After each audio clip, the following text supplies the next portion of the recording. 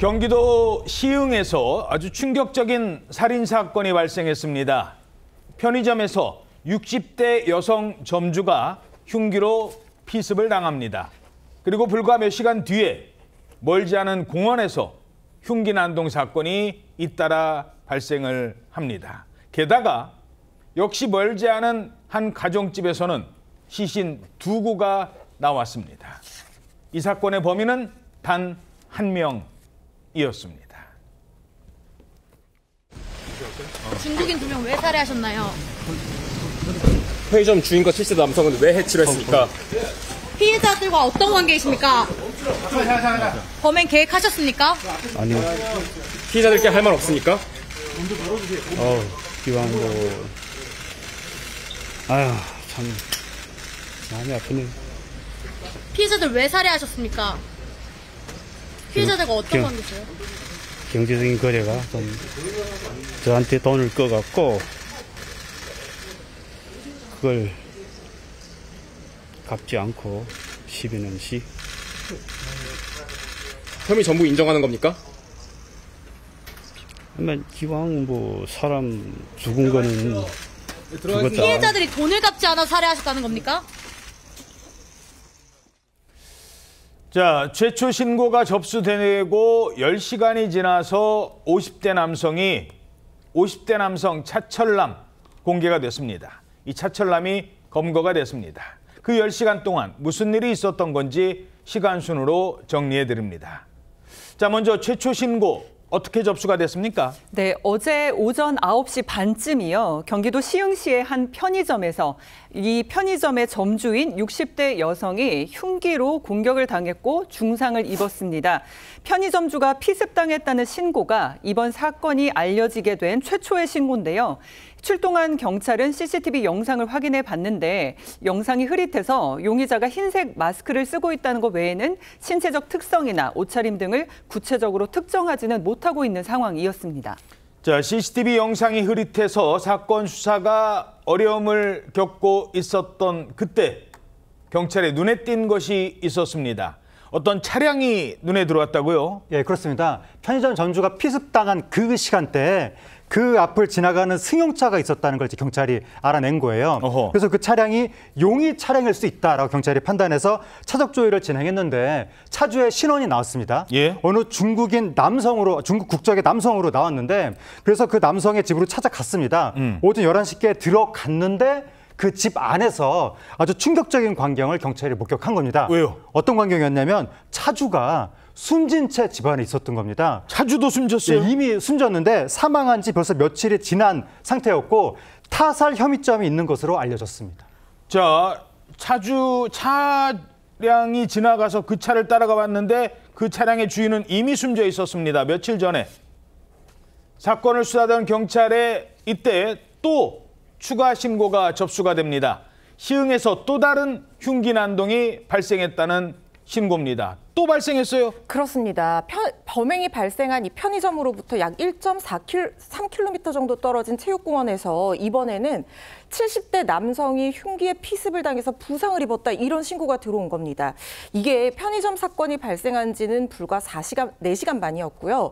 용의 차량 차주의 시신을 발견한 지는 약 2시간 정도가 흐른 오후 1시 20분쯤이었는데 이렇게 하루에도 몇 시간 사이에 시흥 시내에서 연달아 흉기 난동 사건이 발생을 하니까 경찰이 비상에 걸린 겁니다. 그런데 40분 정도가 흐른 뒤에 사건을 수상하던 경찰이 또 한 번 엄청난 충격에 빠지게 되는 게요. 또 있었어요? 그렇습니다. 조금 전 시신으로 발견됐던 중국 국적의 남성한테 형이 있었는데 이 형의 행적을 조사하던 경찰이 이 형의 시신을 또 다른 집에서 발견을 했다는 겁니다. 불과 몇 시간 사이에 2건의 흉기 난동 사건이 벌어졌고 이 사건을 추적해 봤는데 2명, 형제 사이인 남성 2명이 잇따라 숨진 채 발견이 됩니다. 그런데 그 숨진 형제 가운데 형이 발견된 그 집은 누구 집이었습니까? 예, 그 집이 바로 이 용의자 차철남의 집이었습니다. 최초 신고가 접수됐던 바로 그 편의점의 맞은편에 있던 건너편에 있던 집이었다고 하거든요. 경찰은 이 차철남이 피해자 형제를 살해하고 2명을 살해하고 그리고 2건의 상해, 흉기 난동을 저지른 바로 그 용의자라고 판단하고 급히 추적에 나섰습니다. 그러나 이 차철남이 피해자의 차량을 훔쳐 타고 그리고 자전거를 타고 이동하기도 하면서 이 가용 가능한 경찰력을 최대한 동원했음에도 불구하고 용의자의 행적을 쫓는 게 쉽지만은 않았습니다.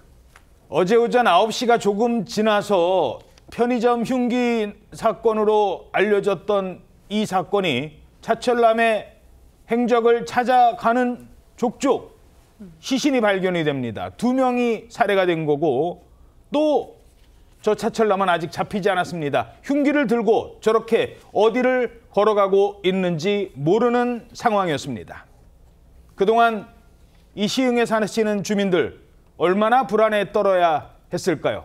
네, 시흥시는 어제 오후 4시 40분쯤에요. 흉기 피습 사건이 발생해 경찰이 수색 중이다라고 밝히면서 시민분들께서는 외출을 자제하고 안전에 유의해달라는 안전 안내 문자까지 보냈습니다.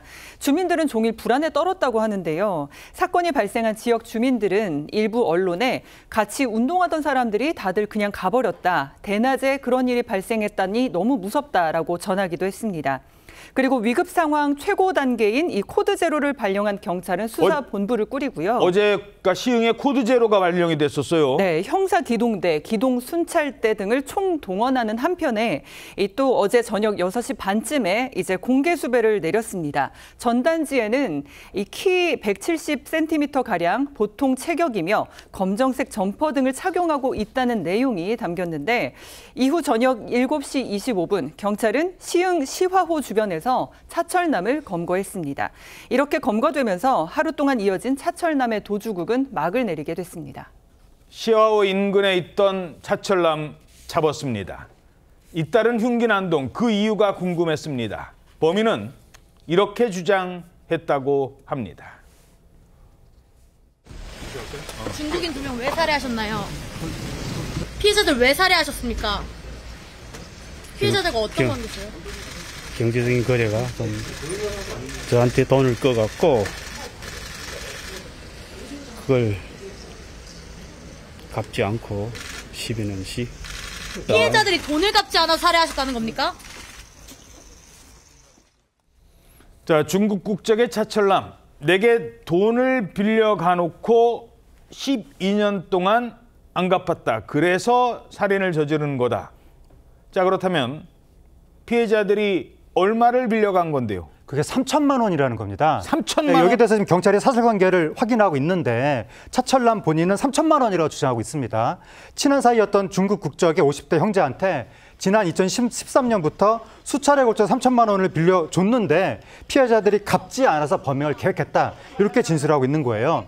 지난 17일 오후 4시께 술 한잔 하자면서 피해자 형제 중에서 형을 자신의 집으로 불러들여서 준비한 둔기로 살해했고 바로 뒤이어서 오후 5시께는 자신의 집과 직선거리로 200m 정도 떨어진 그 피해자 형제 중에 동생의 집으로 가서 역시 또 둔기로 살해를 한 것으로 파악이 됐는데 3천만 원 때문에 2명을 살해했다는 게 좀 이해가 되지 않는데 경찰에 따르면 차철남은 특별한 지갑 없이 가끔 일용직 근무를 하면서 과거에 외국에서 벌어들였던 돈으로 생활을 이어왔던 것으로 전해지고 있습니다.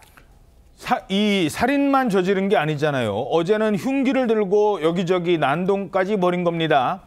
취재진이 피해자들에게 할 말 없냐라고 물었는데 범인은 이런 주장을 했습니다. 범행 계획하셨습니까? 아니요. 피해자들께 할 말 없습니까? 기왕 아휴 참 마음이 아프네. 피해자들 왜 살해하셨습니까? 혐의 전부 인정하는 겁니까? 기왕 사람 죽은 거는 죽었다. 피해자들이 돈을 갚지 않아 살해하셨다는 겁니까? 네, 본인이 저질러 놓고 기왕에 사람이 죽은 이런 얘기, 마음이 아프다, 남의 얘기 하듯이 범죄심리 전문가는 이렇게 분석했습니다. 자기를 객관화시키는 거거든요. 그러니까 내가 이제 그 살해를 한 당사자라고 본인이 생각하는 그 자체가 상당히 이제 죄책감을 불러일으킬 수가 있고, 또 아마 그 죽은 사람들하고의 그 관계가 처음에는 아주 나쁘진 않았을 거라고 봅니다. 일종의 방어 기제로 우리가 봤을 때는 자신의 감정을 완전히 배제하고 예. 객관화시키면서 니네가 돈을 안 갚았으니까 이렇게 됐지. 살인을 저질러 놓고 방어 기제가 작동을 했다는 건데, 방어 기제라는 게 뭐예요? 그러니까 쉽게 말해서 죄책감을 스스로 피하기 위한 것이라고 보시면 될 것 같습니다. 전문가는 내가 살해한 사람이라고 생각을 하면 죄책감이 들기 때문에 마치 내가 아닌 다른 사람이 뭐 저지른 것처럼 그런 식으로 객관화를 한 것이다, 이렇게 해석했거든요.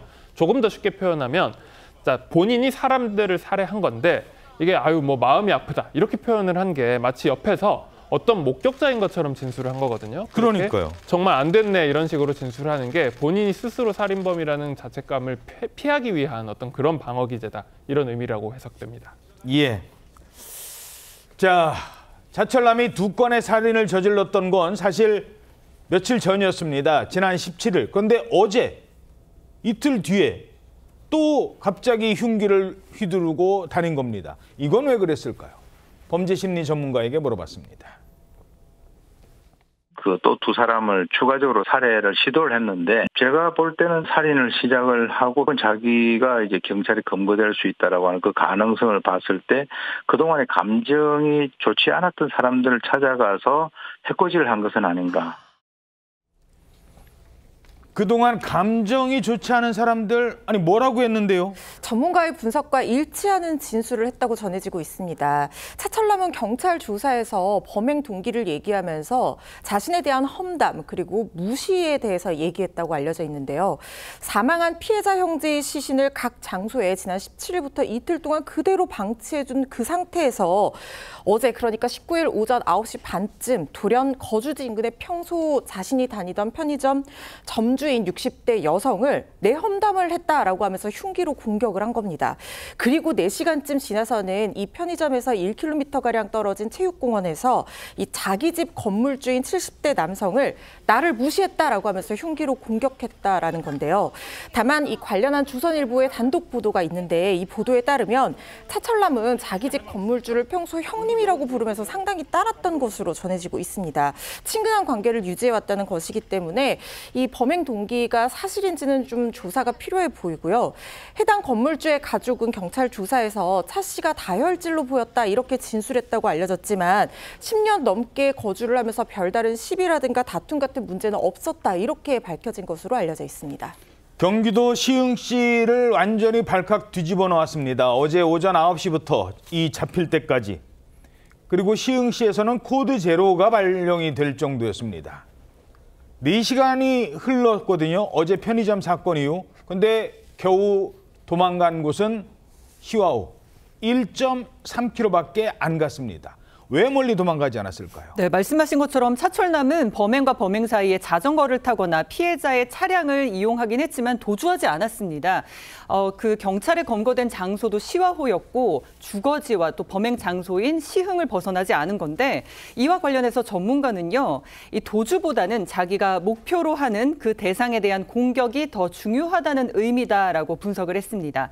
그러니까 차철남이 범행을 저지르는 동안 본인이 붙잡힐 것을 스스로 알고 있었고, 또 경찰에 검거되기 전에 목표로 하는 이 앙심 또는 원한을 품은 대상을 공격하는 걸 우선순위로 두고 있다는 그런 취지다라고 해석을 한 건데요. 다만 어제 저지른 2건의 범행에 대해서 이 차철남은 계획적인 범행이 아닌 우발적인 범행이었다라고 주장을 하고 있습니다. 하지만 한 군데에 그치지 않고 이동을 하면서 이제 살해를 시도했다는 측면에서 연속살인 그리고 전체적인 피해자 숫자를 보면 넓은 의미에서 대량 살인에 포함이 되기 때문에요. 경찰은 추가적인 범행 여부를 확인하고 있습니다.